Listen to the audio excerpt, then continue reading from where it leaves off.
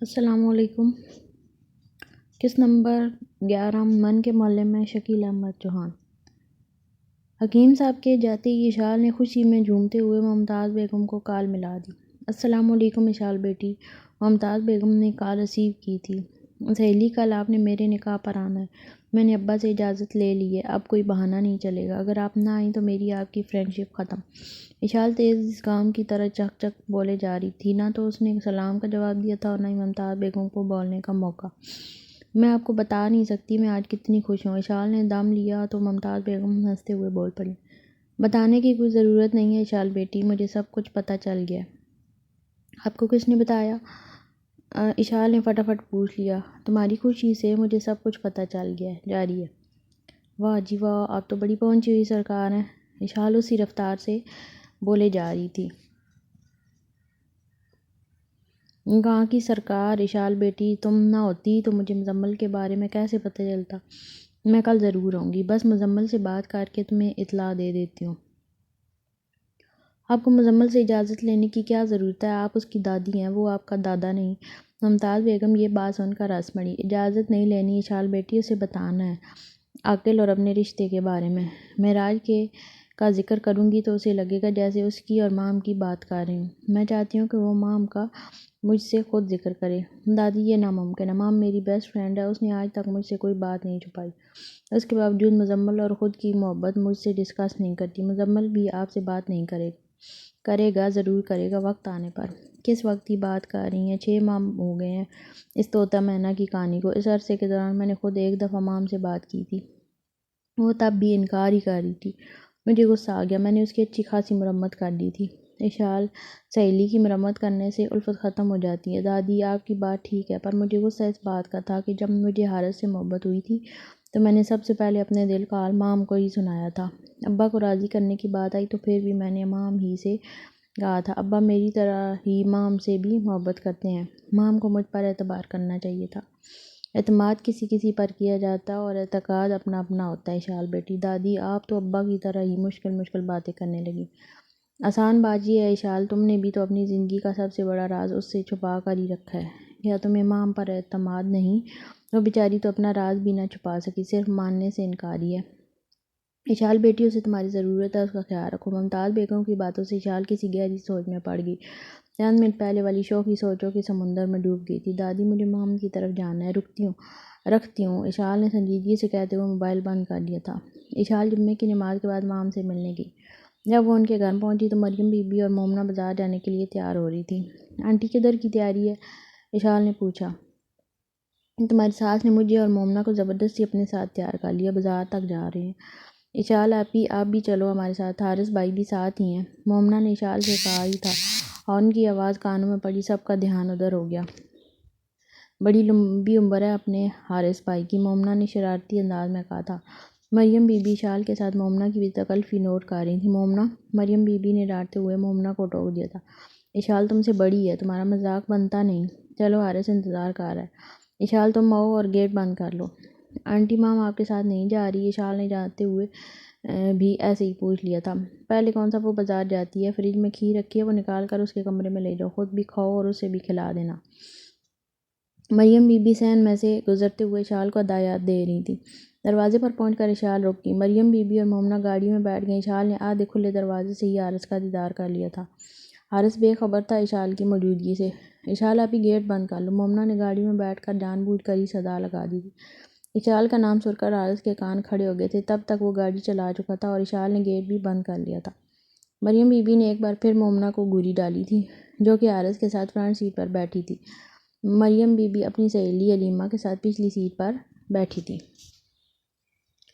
واہ جی واہ، کیا ٹیسٹی کھیر بنائی ہے آنٹی جی نے، اشال کھیر کھاتے ہوئے اس پر تبصرہ کر رہی تھی۔ مام نے دیکھا تو ہلکا سا مسکرائی۔ ٹیسٹ تو کرو، تھوڑی سی ڈال کر دوں؟ اشال نے خلوص سے پوچھا تھا۔ میرا دل نہیں چاہ رہا، مام نے پھیکی مسکراہٹ کا سہارا لیتے ہوئے کھیر کھانے سے انکار کر دیا تھا۔ میں کافی دنوں سے نوٹ کر رہی ہوں تم بجھی سی ہو، اینی پرابلم؟ تمہارا وہم ہے، ایسا تو کچھ نہیں، مام نے پھیکا سا جواب دیا۔ کل میرا نکاح ہے، کہاں ہے میری وہ بیسٹ فرینڈ جس نے میری منگنی پر اتنی رونق لگائی تھی؟ اشال نے کھیر کی خالی پیالی میز پر رکھی اور متلاشی نگاہ مام کے چہرے پر ڈالی۔ مام تمہیں ایک بات بتاتی ہوں، تم پہلے خوشبو کی طرح تھی، جہاں بھی جاتی خاموشی کے باوجود اپنی خوشبو چھوڑ آتی۔ اب تم اندر ہی اندر سے سلگ رہی ہو، مزمل کی محبت کا اقرار کر لو یا پھر شمون سے نسبت توڑ دو۔ اشال کی بات سن کر مام نے بے چین نظروں سے اسے دیکھا تھا۔ ایسے مت کہو دیوانوں کی طرح، اشال نے روکھ لہجے میں کہا ہی تھا۔ مام نے مسخروں کی طرح ہنسنا شروع کر دیا۔ اشال کو اس کی ہنسی پر شدید غصہ آ گیا۔ اشال یہ گو ٹو ہیل، اشال کہتے ہوئے غصے سے اٹھی اور کمرے سے جانے لگی۔ مام نے بڑھ کر اس کی کلائی تھامتے ہوئے کہا، سوری اشال۔ اشال نے جلدی سے مام کی پیشانی پر اپنا دوسرا ہاتھ رکھا ہی تھا، اس کا غصہ پریشانی کی شکل اختیار کر لیا تھا۔ تمہیں تو تیز بخار ہے، تم نے مجھے بتایا کیوں نہیں؟ تم لیٹ جاؤ، میں ابا سے دوائی لے کر آتی ہوں۔ اشال نے مام کو بیڈ پر لٹا دیا اور خود جانے لگی۔ اشال بیٹھ جاؤ، دوائی میں نے تھوڑی دیر پہلے ہی کھائی ہے۔ مام جو کہ لیٹی ہوئی تھی اٹھی اور بیڈ کی بیگ سے ٹیک لگا کر بیٹھ گئی۔ اشال نے رائٹنگ ٹیبل والی کرسی کثیر کر مام کے بالکل سامنے رکھی اور اس پر وہ بھی بیٹھ گئی۔ اشال، میں تم سے بہت کچھ کہنا چاہتی ہوں، چند ماہ پہلے بھی کوشش کی تھی لیکن کہہ نہیں پائی۔ کبھی کبھی مجھے ایسا لگتا ہے جیسے تمہیں میرے کردار پر شک ہو۔ میں اپنے آپ کو پارسا تو نہیں سمجھتی، ایک گنہگار بندی ہوں۔ جانے انجانے اور بے خیالی کو چھوڑ کے ایک بات تو وثوق سے کہتی ہوں، میرے جسم کو آج تک صرف ایک مرد نے چھویا ہے۔ بینش کی بارات والے دن سب کچھ تمہاری آنکھوں کے سامنے ہی ہوا تھا۔ میرا خدا جانتا ہے اس میں میری کوئی بدنیتی ہرگز شامل نہیں تھی، وہ سب کچھ اتفاقاً ہو گیا تھا۔ اس غلطی کے لیے میں رب کعبہ کے سامنے بڑی گڑ گڑاتی ہوں۔ مام بات کرتے کرتے خاموش ہو گئی تھی۔ اشال مجسمہ بنی اس کو دیکھ رہی تھی۔ اشال، مجھے تھوڑا پانی پلا دو، مام نے کہا ہی تھا کہ اشال نے سائڈ ٹیبل پر گلاس اور پانی کی بوتل پر نظر ڈالی۔ بوتل کے پیندے میں چند قطرے پانی ہی تھا۔ انہوں نے خالی بوتل پکڑی، کھیر والے برتن ٹرے میں رکھے اور کمرے سے چلی گئی۔ چند منٹ بعد پانی کی بھری ہوئی بوتل کے ساتھ کمرے میں داخل ہوئی۔ اس نے شیشے کے گلاس میں مام کو پانی ڈال کر پیش کیا۔ مام نے آدھا گلاس پانی پیا اور آدھا بھرا ہوا گلاس سائڈ ٹیبل پر رکھ دیا۔ تم اکثر مجھ سے کہتی ہو مجھے اس سے محبت ہو گئی ہے۔ محبت کا تو پتہ نہیں، یہ بات پتھر پر لکیر کی طرح واضح ہے کہ ابو کی طے کی ہوئی نسبت نہ تو میں توڑوں گی اور نہ ہی امی جی کو توڑنے دوں گی۔ اب اس کے بعد میں کیوں اسے دیکھتی ہوں اس کی مجھے بھی خبر نہیں۔ فجر کے وقت جو گناہ کرتی ہوں عشاء تک اس کی معافی تلافی میں لگی رہتی ہوں۔ روزانہ ہی اسے نہ دیکھنے کا عہد کرتی ہوں اور ہر روز ہی توڑ دیتی ہوں۔ عشاء کے بعد جب بستر پر لیٹتی ہوں تو ایسے محسوس ہوتا ہے جیسے اس نے شمون کے نام سے بک خالی پلاٹ پر چپکے مقام کھڑا کر لیا اور اب وہ اس مکان میں الفت کا دیپ جلا کے اسے محبت کا آشیانہ بنانا چاہتا ہے۔ میری ہزارہ کوشش کے باوجود میرے دل میں اس کے یادوں کی محفل لگی رہتی ہے۔ اشال، میری سمجھ سے باہر ہے سارا معاملہ۔ اگر یہ محبت ہے تو میں اس کا اقرار بھی نہیں کر سکتی۔ اقرار کے بعد اگر فرار کا رستہ اختیار کروں گی تو جہنم میں جاؤں گی۔ گڈ، ویری گڈ، تو مت جاؤ جہنم میں۔ ایک مہربانی ضرور کر دو، اسے انتظار کروانے کی بجائے سیدھا اور صاف انکار کر دو۔ وہ بھی اپنے گھر میں سکون سے بیٹھے اور تم بھی اس کھلی کھڑکی کو بند کر سکو، اس طرح کم از کم سکون کی نیند تو سو سکو گی۔ اشال نے دو ٹوک لہجے میں اپنی طرف سے سیدھی بات کہہ دی تھی۔ اشال، حکیم چچا کہتے ہیں محبت میں انتظار زندگی تھم جانے کا نام ہے اور محبت میں محبت کو انکار موت کے مترادف ہے۔ مام نے بے تابی سے کہا تھا۔ ویل سیڈ، چلو تم نے مانا تو صحیح کہ یہ محبت ہی ہے، اشال نے فاتحانہ مسکراہٹ چہرے پر سجائے ہوئے کہا تھا۔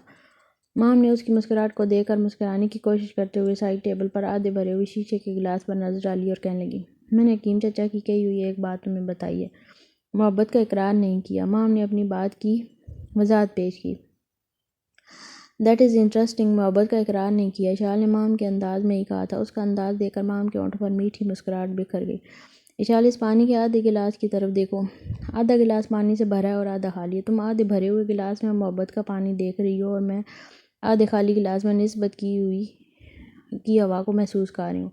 دونوں ہی اپنی اپنی جگہ پر اٹل حقیقتیں ہیں۔ اشال نے خالی گلاس کو غور سے دیکھا اور کچھ دیر سوچا، پھر مسکراتے ہوئے کہنے لگے، خالی گلاس میں ہوا نہیں، انکل کی طے کی ہوئی نسبت کی ہوا۔ مزمل بیگ اچھے انسان، اور محبت بھی کی تو کس نمونی سے۔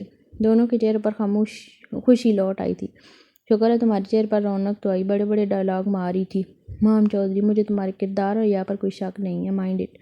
وہ تمہیں دیکھتا ہے، تم اسے دیکھتی ہو، دل میں سوال تو اٹھیں گے۔ جب وہ مجھے دیکھتا ہے تو اس کی نظروں پر حیا کا غلاف ہوتا ہے اور اس کی نظروں سے میرے چہرے کو چبھن محسوس نہیں ہوتی بلکہ ایک لمس کا احساس ہوتا ہے۔ واہ جی واہ، قربان جاؤں تمہاری منطق پر، کوئی اور سنے گا تو لطیفہ سمجھ کر ہنس دے گا، تم اپنی بتاؤ، دوسروں کو چھوڑو۔ خیر مجھے تو تمہاری فکر ہے، تمہیں ہو نہ ہو کل میرا نکاح ہے، اشال نے زور دے کر کہا تھا۔ پتہ ہے، آج کی معذرت، کل کی رات تمہارے ساتھ ہی گزاروں گی، مام نے جواب دیا۔ کل اچھے سے تیار ہونا، مزمل بیگ کی دادی بھی آ رہی ہیں، اشال نے اطلاع دی۔ اشال کی بات سن کر مام سوچ میں پڑ گئی، چند لمحوں بعد منہ میں بولی، مزمل بیگ کی دادی؟